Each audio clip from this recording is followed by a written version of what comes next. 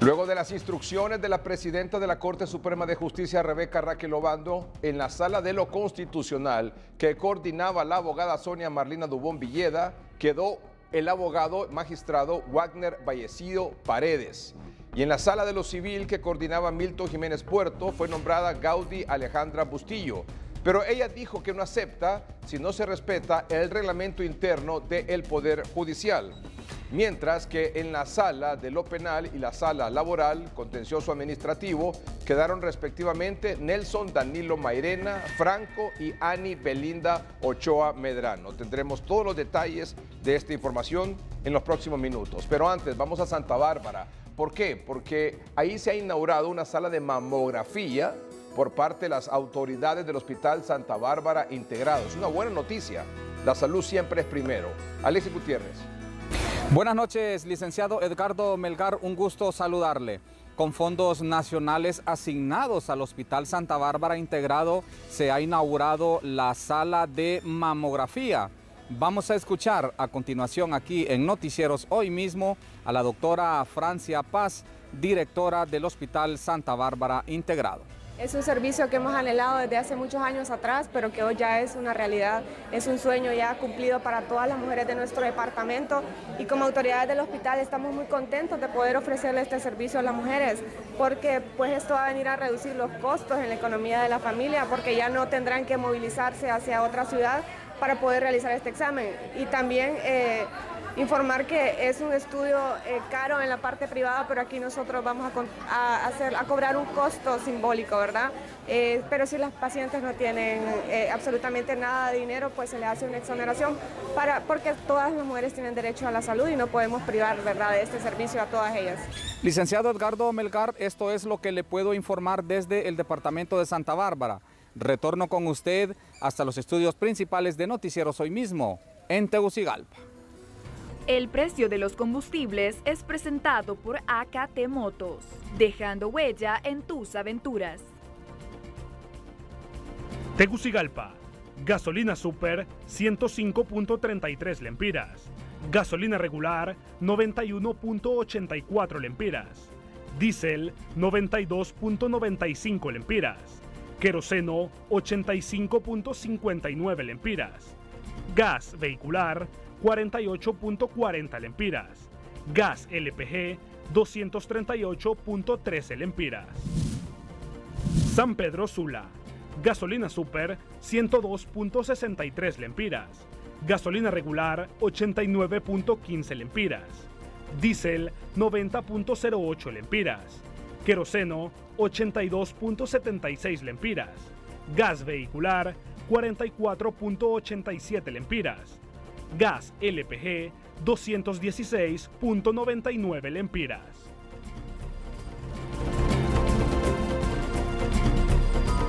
Televicentro y Emisoras Unidas una vez más muestran el talento de todo su equipo de colaboradores luego de que el pasado 3 de febrero, en el aniversario de la Morenita de Suyapa, se cantara en versión pop el himno a la Virgen de Suyapa. De Suyapa, oh reina de Honduras, la nación entera te aclama de hinojos. Osvaldo Espinal, productor musical de Televicentro y Emisoras Unidas, expresó que fue un trabajo de varias semanas el escoger el mejor talento de la Corporación Televicentro y cerrar con broche de oro cantando en versión pop el himno a la Virgen de Suyapa en honor a su aniversario. Uno tiene que ser abierto a las ideas, no encerrarse, porque el mundo que escuchas es un sentido común y corriente, y ahí por ahí donde uno tiene que entrar, ¿verdad? A hacer cosas para la gente, no para uno, porque el gusto personal está de alguna manera como errático, pero al trabajar en esto, lo que es la producción musical, es que tiene que ser muy abierto. Con la participación de 18 colaboradores de la corporación, se logró transmitir la fe y devoción hacia la patrona de Honduras. Yo siento que sacamos todo lo mejor de nosotros, inclusive en el evento de la Alborada, y pues ya con este himno, la versión pop, que creo que está muy bonito, a la gente le ha agradado mucho. El video, si notas, es un video como bien íntimo entre todos nosotros, la pasamos muy bonito en la grabación y la verdad es que sí, nos quedamos con esa experiencia bonita. A tu altar un día, Virgen de Suyapa. Creo que cada año es una oportunidad nueva y realmente, como lo digo siempre, un gran regalo el poder servirle a Mami María. El 3 de febrero de cada año, la Corporación Televicentro se prepara con todo para dar el mejor homenaje a la Virgen de Suyapa. Lorendo Olmo, Noticieros Hoy Mismo.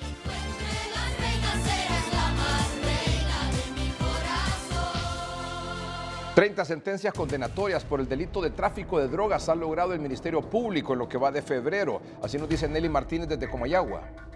Buenas noches, licenciado Melgar y televidentes de Noticieros Hoy Mismo Estelar. Desde Comayagua le informamos que el Ministerio Público reporta más de 30 sentencias condenatorias por el delito de tráfico ilícito de drogas en lo que va del mes de febrero en la zona centro del país.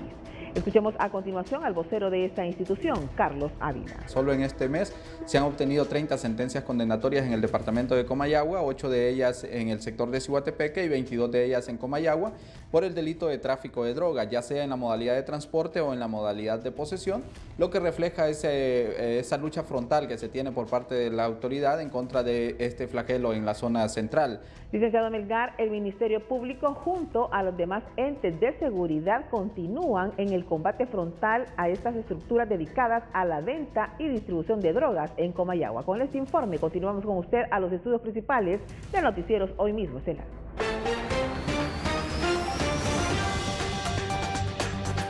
Bueno, aquí estamos acompañando y lo aclaro, estamos acompañando a toda institución del Estado o no del Estado, pública o privada, quiero decir, que haga obras de beneficio, sobre todo para la salud del pueblo, sobre todo en el interior del país. Y hoy estamos acompañando a la alcaldía de Ciguatepeque.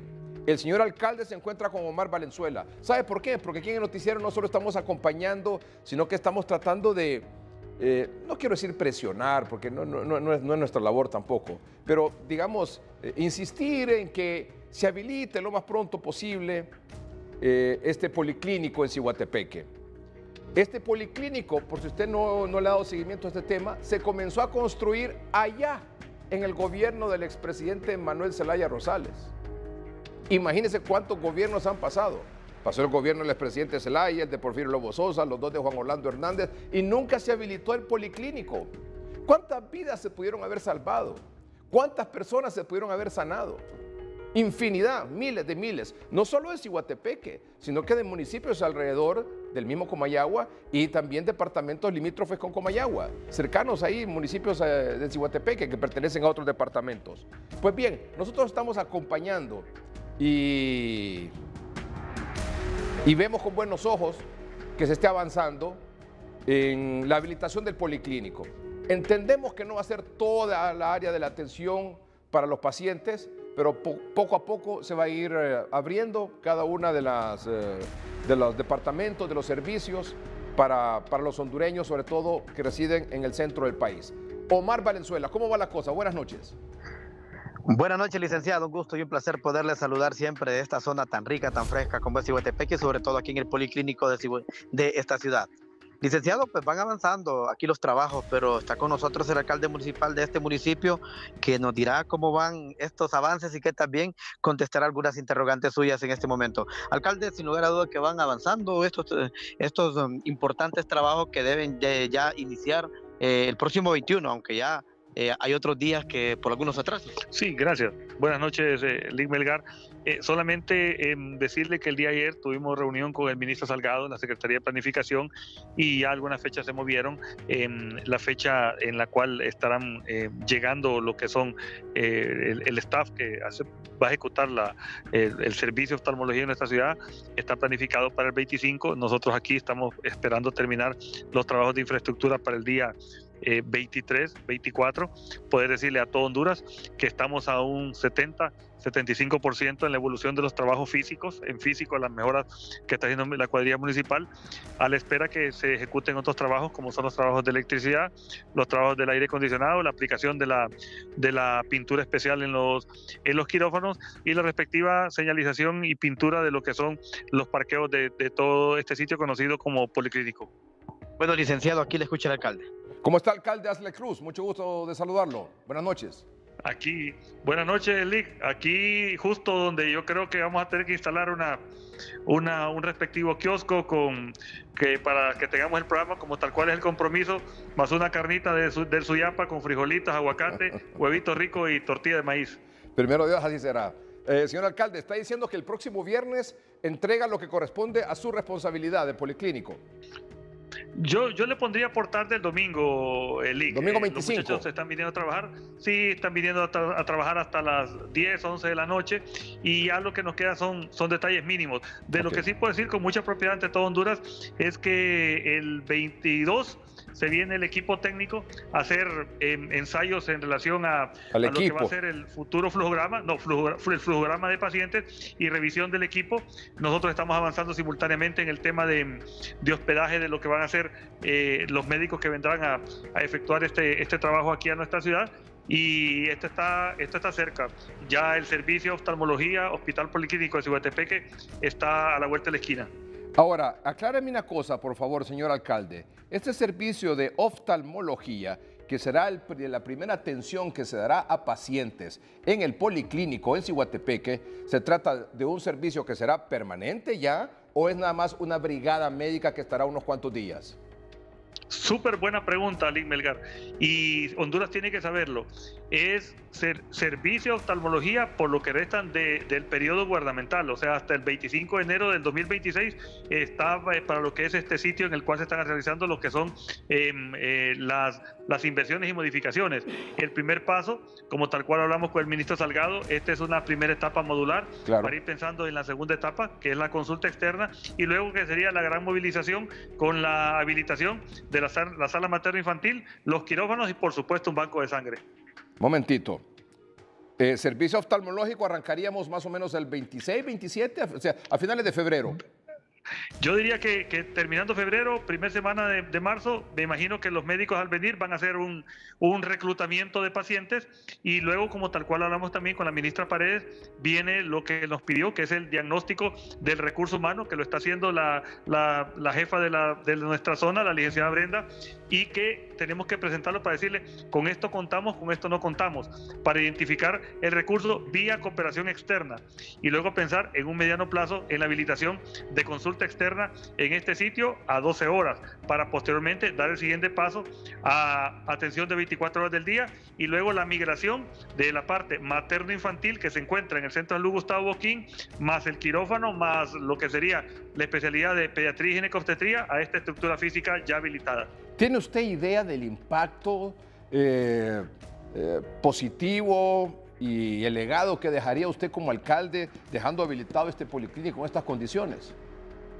Yo tengo 12 años de carrera política y 16 años de estar simpatizando con algunas personas que en su momento condujeron un partido. Y déjeme decirle que el impacto que se va a tener en nuestra ciudad será sumamente positivo y más que la ciudad es el servicio en la zona central. Hay que recordar, y nos lo decía el ministro Salgado, que mientras Ciguatepeque está en una zona debidamente acondicionada, como estamos trabajando a la fecha, Colinas está redoblando esfuerzos porque tiene que condicionar un espacio, tiene que crearlo, igual que Tegucigalpa.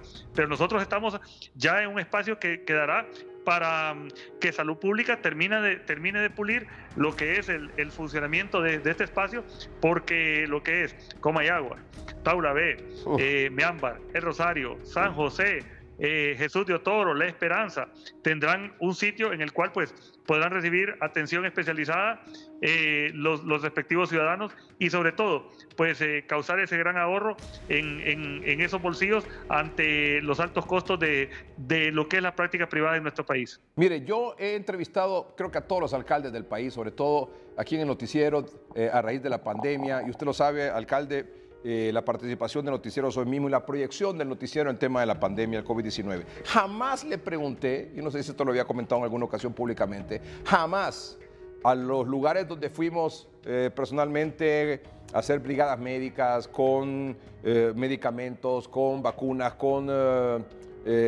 tratamientos, con pruebas, etcétera, etcétera, en la pandemia, fuimos casi a 15 departamentos. Jamás le pregunté, y las entrevistas que teníamos aquí también, así como esta, cuando denunciaban sus problemas en sus comunidades, en sus municipios, los alcaldes, jamás le pregunté a un alcalde de qué partido era. Pero me llama la atención en esta ocasión, porque entiendo que usted no es del Partido Libertad y Refundación. Sí, pertenezco al Partido Liberal de Honduras, médico de profesión, 26 años. Muy bien. Abuelo exalcalde también del Partido Liberal de Honduras y por naturaleza, por nuestra profesión, con una alta tendencia social y como usted lo dijo anteriormente, sería un legado en un tema de mi área como es. Claro.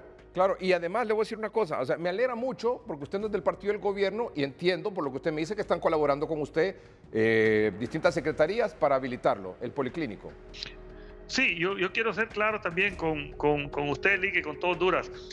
Yo hasta ahorita encuentro un ambiente muy optimista. Qué bueno. Con el ministro Salgado, con la doctora Paredes. Muy bien. Y sépalo, que si a mí me dan la espalda y me dejan solo, espero que me den los espacios porque voy a tener derecho a réplica si me quedo solo en este gran proyecto porque estoy actuando con la mejor voluntad y la mejor fe para echar a andar este elefante dormido. Claro. Si ellos continúan con el apoyo, aquí estaremos nosotros también haciendo el reconocimiento y diciéndoles muy bien. Así es. Pero si lo dejan a medio palo, también lo vamos a decir. Por supuesto, por supuesto. No tengan la menor duda de eso, señor alcalde. Contra viento y marea. Otra cosa, es que usted sabe que precisamente por la falta de la atención primaria, bueno, usted es médico, sabe de esto más que nadie, es decir, por falta de esa atención primaria allá en el interior del país es que muchos pacientes vienen a colapsar. En el caso de ahí de la zona central, al hospital Santa Teresa de Comayagua, y si no se vienen al hospital escuela aquí. Entonces, lo que se trata es de descongestionar estos hospitales y lo mismo ocurre en el norte con el Catarino Rivas por la falta de atención médica en el interior del país, en la zona noroccidental. Así es, y si no a 67 kilómetros del hospital de área de La Esperanza o a 42 kilómetros del hospital de La Paz, pero tenemos que decir lo que pasa en nuestra ciudad. Gracias a gestión con Cepudo, a través de la regidora Ana Mencía, estamos haciendo un centro de salud totalmente nuevo. Cepudo lo está haciendo en el sector de la cordillera, en el sector de Río Bonito, así que estamos invirtiendo en salud como tal cual es nuestra carrera. La atención primaria es fundamental en la salud del pueblo hondureño. La atención primaria es fundamental y ha sido olvidada, ha sido vilipendiada por años y por años y por años. Por eso tantos muertos que tuvimos también en el tema de la pandemia, porque no se atendía en el interior del país, porque no se hacían los cercos epidemiológicos en el interior del país, porque no habían los medicamentos, porque no habían los insumos, porque estaba el personal médico listo para actuar, pero no tenían con qué hacerlo. Así que, señor alcalde, lo animo a que siga adelante y vamos a estar en contacto y si Dios así lo permite, vamos a estar el día de la inauguración. Bueno, muchas gracias. A todo Honduras decirle, no nos suelten el dedo de renglón, acuérpenos porque este es un proyecto, no es de ciudad, es un proyecto de país. Claro, y la salud no tiene colores, no tiene colores. Y tenemos que seguir para adelante. Gracias por el espacio. Eso, o sea, ahí no se trata de que la placa diga que el alcalde fulano de tal o que el ministro tal, no. Ahí se trata de que la obra funcione, punto. Eso es lo más importante. Así de sencillo. Y aquí, nos guste o no nos guste, quien va a echar a andar el servicio de oftalmología se llama Xiomara Castro de Celaya, que no es de mi línea partidaria, y Ale Guillermo Cruz, de un partido contrario al partido de gobierno. Pero eso quedará en la historia. Lo más importante es que el servicio de atención médica será habilitado. Y eso es el ejemplo que hay que replicar para un montón de otras cosas y problemas que tenemos en el país. Gracias, señor alcalde. Muy amable. Éxitos. Buenas noches. Buenas noches. Gracias, Omar Valenzuela. Vamos con Kenia Cáceres, a Danlí El Paraíso. Kenia, buenas noches. Muy buenas noches, licenciado Melgar y a todo el teleauditorio de Noticieros Hoy Mismo. Es así que este día la secretaria, en este caso de Agricultura y Ganadería, Laura Suazo, con los productores llevó a cabo la socialización de la política de Estado del sector agroalimentario de Honduras, donde se espera el fortalecimiento total para el Valle de Camastrán. Escuchemos a la ministra Laura Suazo. Viene financiamiento, estamos con bonos tecnológicos productivos de café, de banano y toda esa parte ya la estamos haciendo. Tenemos un programa que se llama Agrojoven, que ya lo arrancamos en esta zona, que es en la música aquí en Camastrán. La política plantea algunos puntos específicos por los cuales esta zona va a ser favorecida. En primer lugar, repotenciar la estación experimental Las Acacias, que ya existe aquí en Camastrán y que de Camastrán salen, aquí es donde se crean nuevas variedades resistentes a enfermedades y a diversas condiciones, como por ejemplo tolerantes a sequía, tolerantes a altas temperaturas y tolerantes a algunas enfermedades. Es así, licenciado Melgar, que se espera que ya con esta política de Estado pueda ser aprobada por los diputados del Congreso Nacional, ya que está comprendida para el periodo del 2023 al 2043, y de esta forma que sea la Biblia para los diferentes gobiernos que puedan llegar, y de esta manera que pueda despegar lo que es el agro hondureño. En cámaras de Lilian Zúñiga, yo retorno con usted a estudios principales. Muy bien, muchas gracias. Kenia Cáceres en Danlí, El Paraíso. Óscar Estrada, periodista, escritor y analista, con un fondo impresionante, lindo el fondo que tiene esta noche en Nueva York nuestro respetado amigo Óscar Estrada. Buenas noches, Óscar. Buenas noches, Edgardo. Aquí estamos en la ribera del río Hudson. Al otro lado vemos Manhattan directamente. Entonces, sí, bonito paisaje el que hay en esta zona. Vamos a ver, Óscar, si me escuchas, si se pudiera hacer un poco hacia su derecha. No, hacia la derecha. Al otro lado, más allá, al otro lado, un poquito más, ahí, menos. Un poquito a la izquierda, ahí, perfecto. Para que veamos, claro. Exactamente, impresionante ahí en Nueva York. Está despejado, ¿verdad? Está despejado, más o menos, no hay estrellas, pero no está con amenaza de nieve tampoco, ni de lluvia. ¿Cómo está el clima hoy en Nueva York a esta hora? Estamos como a 2 grados, pero al estar junto al agua se siente un poco más frío. Ah, sí, está a 3 grados. Mire, sí. que aquí el internet no me agarra, es que aquí el internet es, como dicen los chavos, por la banana. Pero espérenme, Nueva York, dice. Sí. No, pero está a 3 grados centígrados, me dice Dorina.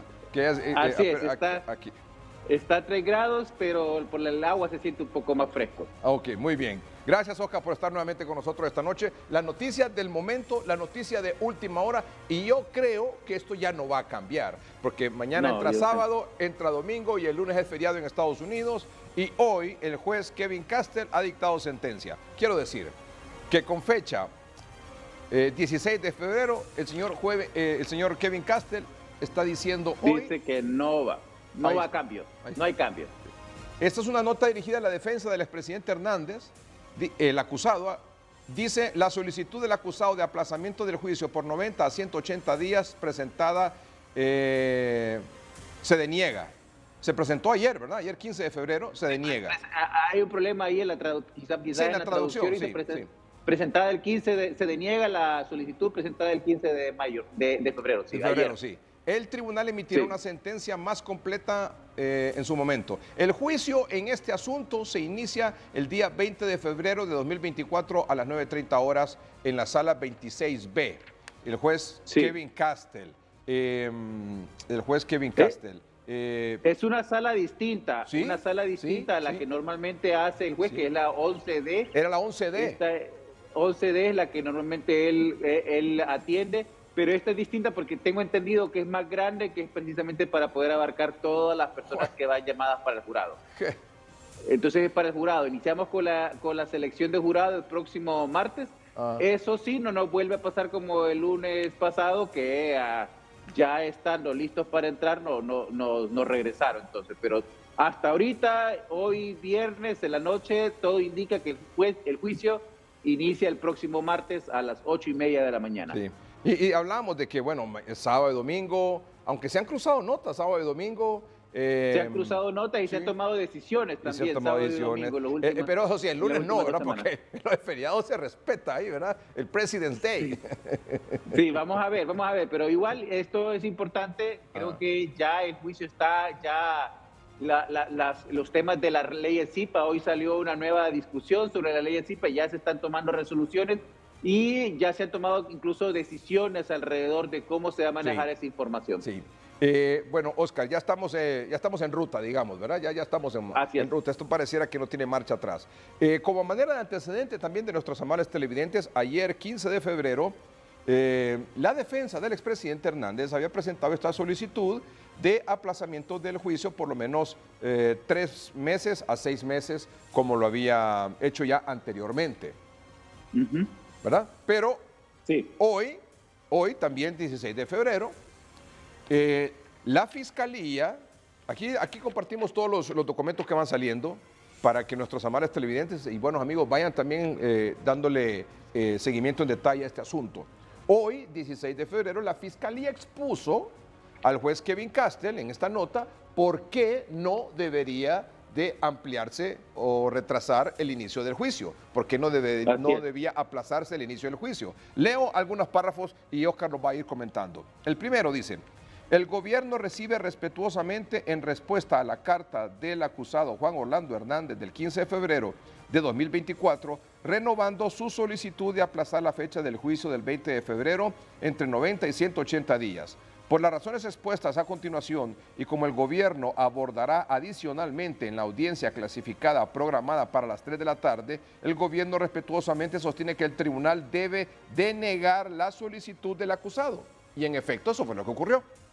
Así es, denegó. No sabemos si va a usar los mismos argumentos el juez a la hora de dar su resolución, porque él tiene que dar una resolución más fundamentada al respecto de su decisión, pero ya denegó, así que respondió a la Fiscalía.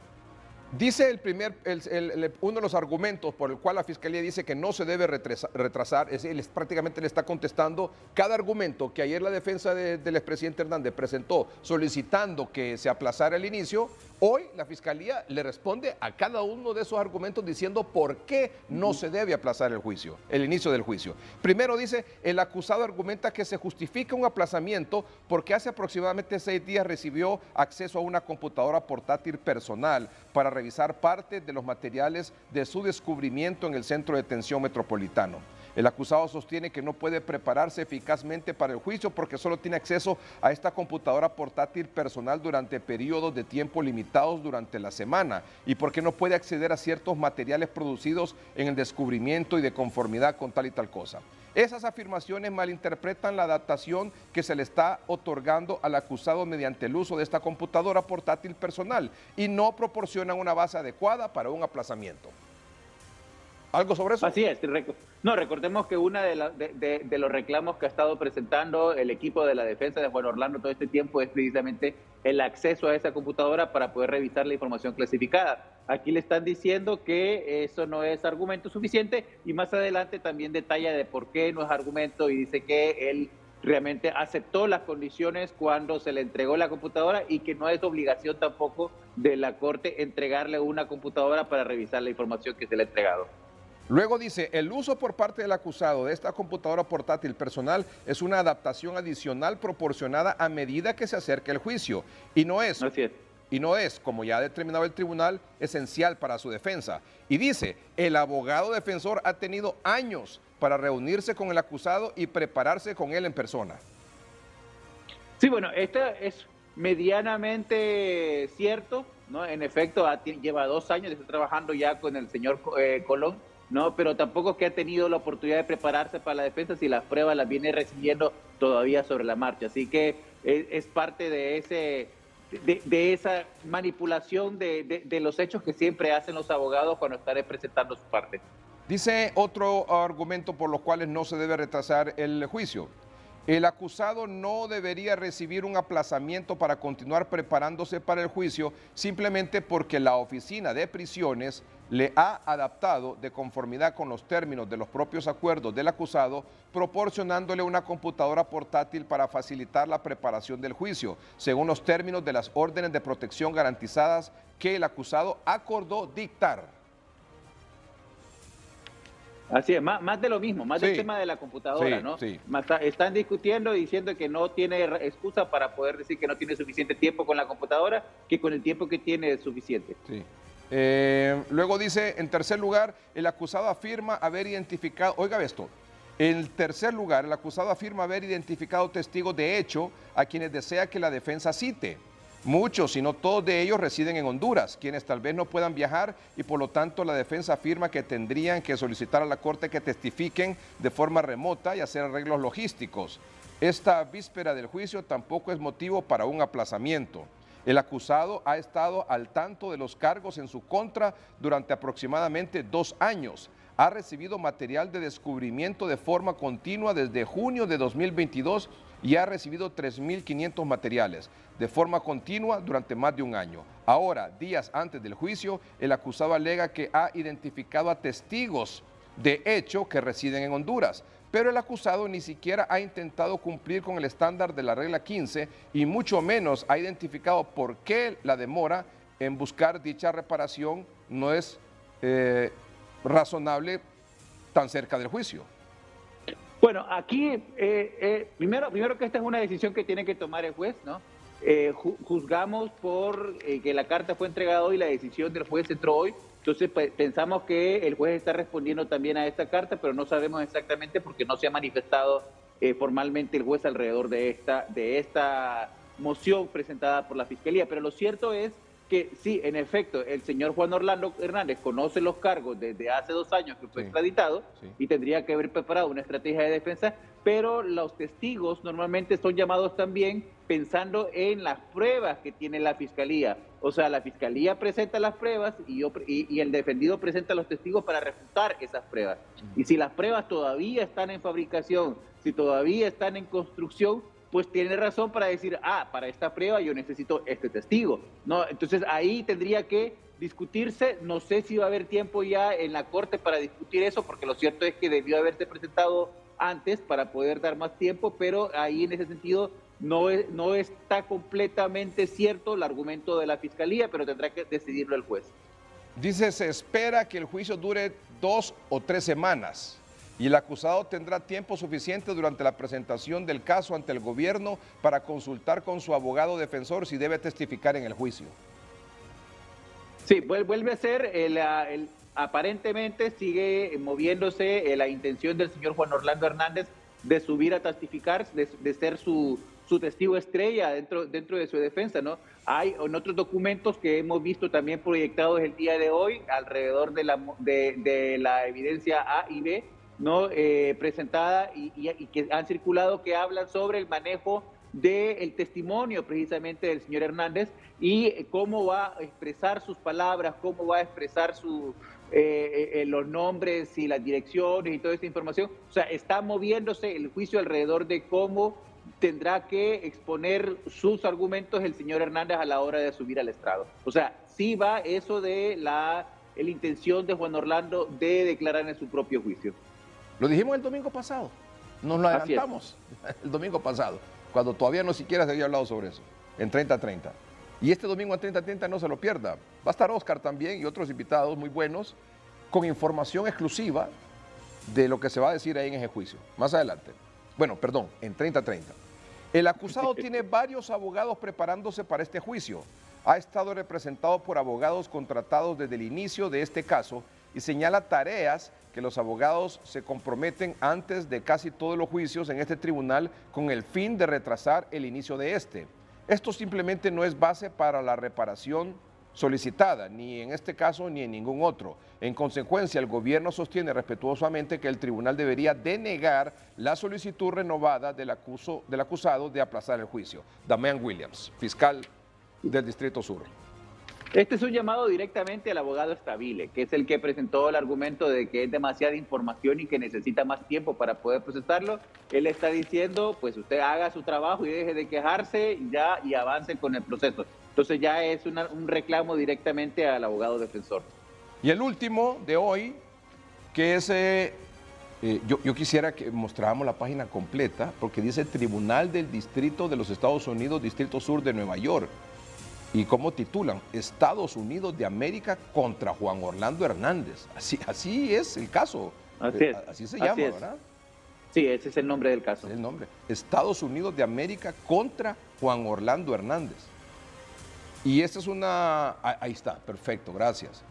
Dice el juez Kevin Castle, de conformidad con la sección tal, el gobierno tiene sustituciones propuestas de los anexos A y B de su presentación clasificada del 16 de febrero de 2024. El tribunal celebró una audiencia clasificada en la tarde del 16 de febrero de 2024, es decir, hoy. El tribunal considera que las sustituciones propuestas bajo la sección 6 proporcionarán al acusado consustancialmente la misma capacidad para hacer su defensa que la revelación de la información clasificada específica, y estas sustituciones por lo tanto están aprobadas y tales se harán sustituciones, así ordenado. Kevin Castle. ¿Qué quiere decir esto, por favor, Oscar? Si nos lo traduce, por favor, en un lenguaje que todos entendamos. O sea, lo que hemos visto ya es la tercera audiencia CIPA que ocurre. La primera ocurrió en diciembre, la segunda ocurrió el 14 de febrero y esta del día de hoy. Y se ha estado discutiendo, entre otros documentos, también el documento que presentó Juan Orlando Hernández allá por el mes de octubre, ¿no? Que fue el que clasificó la Fiscalía, y había un intercambio de información alrededor de si tenía o no autoridad la Fiscalía para clasificar la declaración del señor Juan Orlando, ¿no? Ese documento lo que recoge es el texto que él piensa declarar en el estrado. Entonces, todo este intercambio que ha ocurrido es alrededor de cómo puede decir, qué es relevante, qué no es relevante dentro del argumento, ¿no? Entonces, hay un intercambio de dos documentos más el día de hoy, como de 10, 15 páginas cada uno, que detalla precisamente eso, y esto asumo que es la última parte ya de esta discusión, en donde luego de discutir los otros documentos, la Fiscalía ha dado opciones con los mismos documentos certificados, con los mismos documentos clasificados, ya versiones redactadas o versiones resumidas o versiones que sea posible incorporar en el juicio sin que eso represente un peligro para la seguridad nacional. Entonces, es esta discusión que ha habido en estas últimas 3 audiencias sobre el manejo de la información clasificada. O sea, ¿qué información le van a autorizar al expresidente Hernández decir o utilizar en su defensa? Sí, más que todo, digamos, usted, el informe o el reporte o la descripción de la reunión dice una información de varias páginas, ¿no? Para dar un ejemplo. Y la versión que entra a la Corte ya no es una versión de toda la página, sino una versión de una sola página donde dice sumariamente qué se discutió, quiénes estaban ahí. Por ejemplo, digamos, Juan Orlando, siendo presidente, se reunió en los headquarters, en las oficinas centrales de la DEA. Y apareció un tuit en aquel entonces de la DEA diciendo que se habían reunido con el presidente Hernández de Honduras, reforzando la lucha contra el narcotráfico. Entonces él va a llegar y va a decir, mire, yo contribuí con la DEA y aquí está el reconocimiento de las reuniones que tuvimos con fulano, sultano, mengano, de que en efecto estábamos luchando contra el narcotráfico. Pregunta. Así es, pero entonces ya no se entrega el reporte completo, no se va a presentar el reporte completo de la reunión, sino que se va a presentar una versión o bien tachada, con esos tachones negros que le pone, donde solamente se remarca la parte más importante, o un resumen de esa reunión que permita al jurado tener una idea completa de lo que se discutió y de quiénes participaron en esa reunión. Ahora, podrá decir todo eso, y todo eso es verdad, porque es público, ¿no? En las mismas redes sociales de estas oficinas del Homeland Security, creo que una vez en la Casa Blanca, aquel Michael Bolton, que era un asesor especial del gobierno de Estados Unidos, de Trump, creo era, ¿verdad? Así es, sí, que terminó después peleándose con Trump. Ajá, para América Latina, etcétera. Esas cosas son públicas, o sea, es verdad. Pero la pregunta es, ¿podrá eso desvanecer las acusaciones que presenta la Fiscalía contra Juan Orlando Hernández de que recibió dinero del Chapo, que recibió dinero para su primera campaña presidencial, para la reelección presidencial? Pues la defensa cree que sí, y hasta eso está apostando. Ya tocará el jurado decidir, con las dos informaciones, con las dos narrativas en conjunto, decidir cuál es la verdad con las cuellos se inclinan, ¿no? Entonces, lo que vamos a ver durante el juicio es que se van a ir presentando estos dos argumentos de manera, uno primero y la otra después, para que el jurado tome al final la decisión de si es culpable o no es culpable, ¿no? Porque tampoco es que lo van a declarar inocente y no es culpable o no culpable. Entonces, no sabemos qué hay en esas discusiones, no sabemos qué hay en esos documentos o qué hubo en esas reuniones, pero esta es la apuesta que está teniendo la defensa y tocará entonces argumentarlo bien, defenderlo bien y convencer al jurado. Muy bien, Oscar, muchas gracias por la información durante toda esta semana. Nos encontramos el domingo en la noche en 30:30. Nos vemos el domingo. Gracias. Oscar Estrada, periodista, escritor, analista, Noticieros Hoy Mismo, 30:30, Noticieros TVC, en este histórico juicio de Estados Unidos de América contra el expresidente Juan Orlando Hernández. Bueno, la segunda noticia más importante del día: la presidenta de la Corte Suprema de Justicia, la abogada Rebeca Lizeth Raquel Obando, en su cuenta de redes sociales, hoy: como manifesté anteriormente y en aras de acabar con la suspicacia generada a la población hondureña y a la comunidad internacional informo. Se ha decretado la rotación de la presidencia, pleca, coordinación de las 4 salas de la Corte Suprema de Justicia. Atendiendo lo dispuesto en el reglamento interior de la Corte Suprema de Justicia en su artículo 16, reformado el 17 de febrero de 2023. Por lo cual las salas continúan integradas de la misma manera como se aprobó en esa fecha, manteniendo el normal funcionamiento que se ha venido desempeñando. Las salas de la Corte Suprema de Justicia quedan presididas y coordinadas así. Y con fecha de hoy, 16 de febrero, la presidenta de la Corte Suprema de Justicia publicó este oficio. Sala de lo Constitucional. Magistrado Wagner Vallecillo Paredes, presidente. Magistrado Luis Fernando Padilla Castellanos. Francisca Villela Zavala. Isbela Bustillo Hernández, Sonia Marlina Dubón Villeda. Sala de lo Civil. Magistrada Gaudia Alejandra Bustillo Martínez, coordinadora. Rubenia Esperanza Galeano Barralaga y Milton Danilo Jiménez Puerto. Sala de lo Penal. Nelson Danilo Mairena Franco, coordinador. Mario Rolando Díaz Flores. Walter Raúl Miranda Sabio. Sala Laboral Contencioso Administrativo. Ani Belinda Ochoa Medrano, coordinadora. Odalis Aleida Nájera Medina, Roy Pineda Castro. Firma Rebeca Lisset Raquel Obando, presidenta del Poder Judicial. Bueno, ante esta decisión de la presidenta de la Corte, 5 magistrados hoy también emitieron la siguiente nota. Petición, carta, dirigida a la presidenta de la Corte. Hoy, viernes 16 de febrero, casi a la 1 de la tarde, se recibió. Lo recibió, creo que Mirta, dice ahí. El segundo párrafo.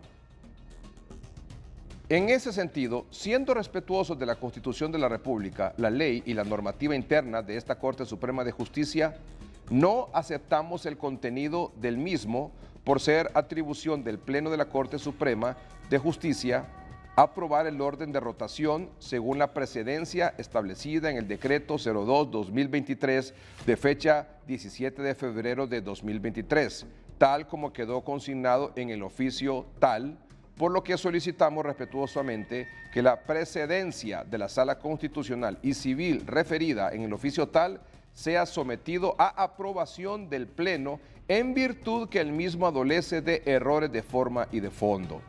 Agradeciendo su atención a la presente y con muestras de nuestra consideración, respeto, nos despedimos de usted, los magistrados Luis Fernando Padilla Castellanos, Isbela Bustillo Hernández, Ani Belinda Ochoa Medrano, Walter Raúl Miranda Sabio, Gaudi Alejandra Bustillo. Esta es la respuesta de los 5 magistrados en relación al oficio que publicó hoy la presidenta de la Corte Suprema de Justicia, contentivo de la rotación de las coordinaciones de las salas de la Corte Suprema de Justicia. Sobre ese tema, tenemos las siguientes reacciones.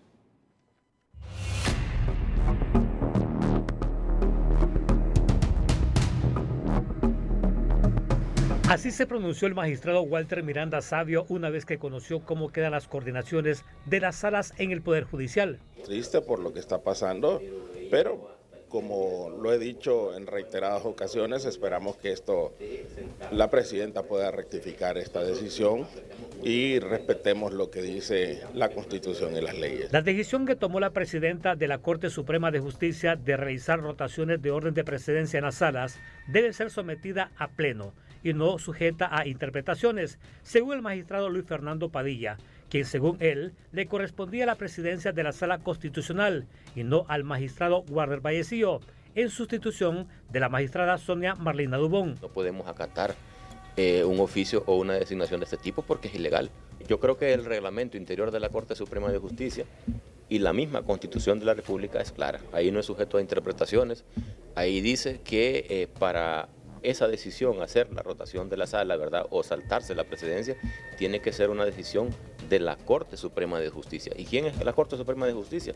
Los 15 magistrados de la Suprema. Entonces esa decisión tiene que ser sometida a pleno y que el pleno lo puede aprobar con 3/4 partes o en su defecto con una mayoría calificada, en este caso 8 votos, y de no ser así, pues es completamente legal el oficio, porque el fundamento que se utiliza ahí es el artículo en principio 315, ¿verdad? Y el 315 dice, ¿verdad?, de la Corte Suprema de Justicia, y la Corte Suprema de Justicia no solo es la abogada presidenta Rebeca Raquel Obando, somos los 15 magistrados que conformamos el Poder Judicial.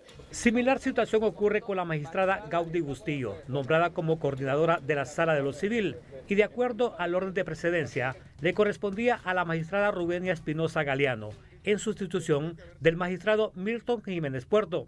Con ese oficio emitido bajo esas premisas, no estoy en la condición de aceptarla porque soy una mujer, como lo he dicho, temerosa de Dios y sobre todo que dentro de mis premisas siempre ha imperado la ley. Así que si de darse ese cambio, tiene que ser en cumplimiento al artículo 16 del reglamento interior. La presidenta de la Corte Suprema de Justicia llamará al Pleno de Magistrados para conocer sus inquietudes sobre las rotaciones de salas en el Poder Judicial.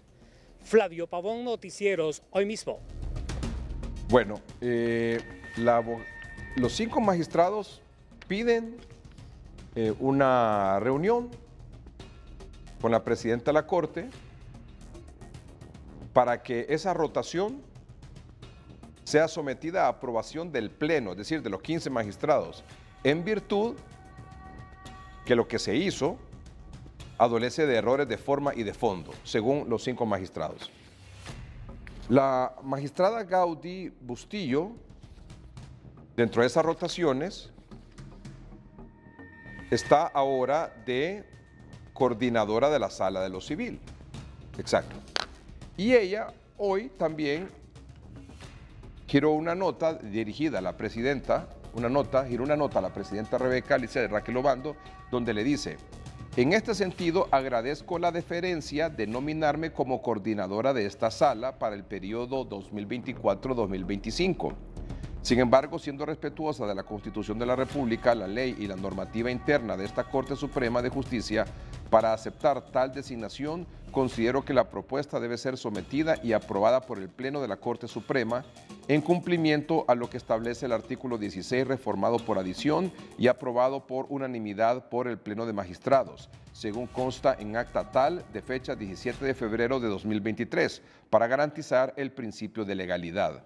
Reitero mi compromiso en la labor que desempeño con mucha responsabilidad y dedicación como magistrada integrante de la Sala Civil, Gaudí Alejandra Bustillo. Y aquí tenemos algunas reacciones de otros magistrados. La presidenta de la Corte Suprema de Justicia, en pleno uso de sus facultades y en cumplimiento de las disposiciones constitucionales, legales y reglamentarias relacionadas, como también al decreto número 5 del año 2011, ha procedido a la rotación de las coordinaciones de las salas, asegurándose que, de acuerdo con lo establecido en la Constitución de la República, todos y todas las magistradas que integran las diferentes salas de este poder del Estado ocuparán las coordinaciones dentro del periodo para el cual fueron electos. Esto simple y sencillamente quiere decir que los magistrados, los 15 magistrados, los 14 que integramos las salas, puesto que la presidenta conoce cuando se lleva a pleno de la Corte si una sala no ha resuelto unánimemente un caso que por ley le corresponde conocer, pero todos y todas las magistradas y los magistrados vamos a coordinar en este momento, en el año siguiente o en el periodo de los 7 años que nos corresponde. No se está excluyendo a nadie, no se está violando ningún derecho constitucional a nadie, no se está rompiendo la armonía ni el orden interno del Poder Judicial, y en eso queremos ser absolutamente enfáticos, y existe la documentación que respalda la afirmación que nos ha pedido la presidenta que hagamos en esta ocasión. Queremos dejar claro lo siguiente: todos y cada uno de los magistrados y magistradas que integramos la Corte Suprema vamos a rotar en algún momento. Eso es importante. ¿Por qué es importante esto? Porque pueden tener la idea, la sociedad hondureña, de que es que no se quiere que alguna persona u otra no coordine las salas donde se encuentra. En ese sentido, todos vamos a rotar en cualquier momento. O sea que el principio de rotación no se ha cambiado bajo ninguna circunstancia. Otra situación que es importante. ¿Tiene facultades la señora presidenta para hacerlo? Tiene facultades, tanto constitucionales como en el decreto 5/2011, que le otorga la potestad de administrar el Poder Judicial. Por lo tanto, consideramos pues que lo que se ha estado diciendo y especulando, pues no tiene ninguna fuerza legal. Bueno, como siempre aquí en el noticiero hemos procurado escuchar a todas las partes. Escuchamos a los magistrados que no están satisfechos, que no están de acuerdo, que rechazan ese procedimiento que se utilizó para las rotaciones. Escuchamos a los magistrados que sí están de acuerdo y escuchemos a abogados que están fuera del ámbito de la Corte Suprema de Justicia. Abogados aseguran que desde el ámbito legal nunca se habían visto estas alteraciones en el orden de precedencia en las salas de la Corte Suprema de Justicia. Hay una tremenda violación al reglamento interno de la Corte Suprema de Justicia, el cual manda en el artículo 16 y en el artículo 2 de que cada año deberá de rotarse la coordinación de las salas.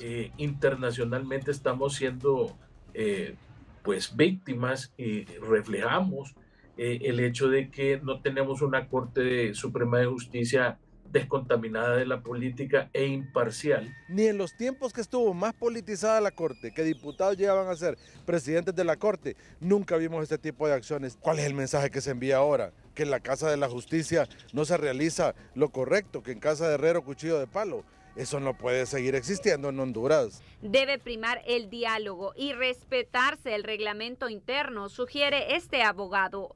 Que la presidenta de la Corte reflexione en cuanto a la validez del oficio que comunicó el día de hoy, porque la autoridad, según el reglamento interior, recae en el Pleno. Sin embargo, desde el Partido Libertad y Refundación Libre aseguran que no hay ninguna intención ni violación a la ley. No tiene ninguna intención de inmiscuirse en los temas que competen a la Corte Suprema de Justicia. Nosotros queremos cumplir la ley.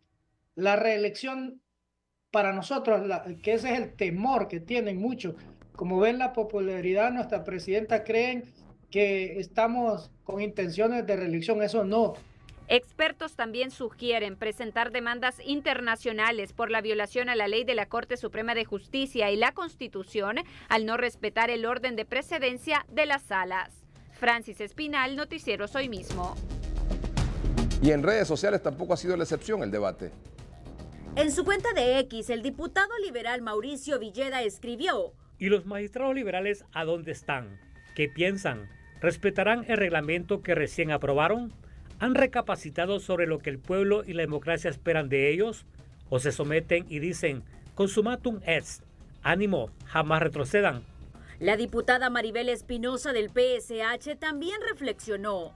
El pueblo debe estar alerta y preguntarse, ¿por qué Libre no tiene interés en elegir un fiscal general y fiscal adjunto independientes, pero sí están empeñados en condicionar al PN y PLH que para realizar los demás nombramientos pendientes en el Congreso Nacional, siempre y cuando se ratifique simultáneamente al fiscal general interino? ¿Por qué ahora Libre está pretendiendo politizar la Corte Suprema de Justicia, alternando la rotación y orden de precedencia convenido entre Partido Liberal, Partido Nacional y Libre para controlar de esa forma desde Ejecutivo a la Corte Suprema de Justicia?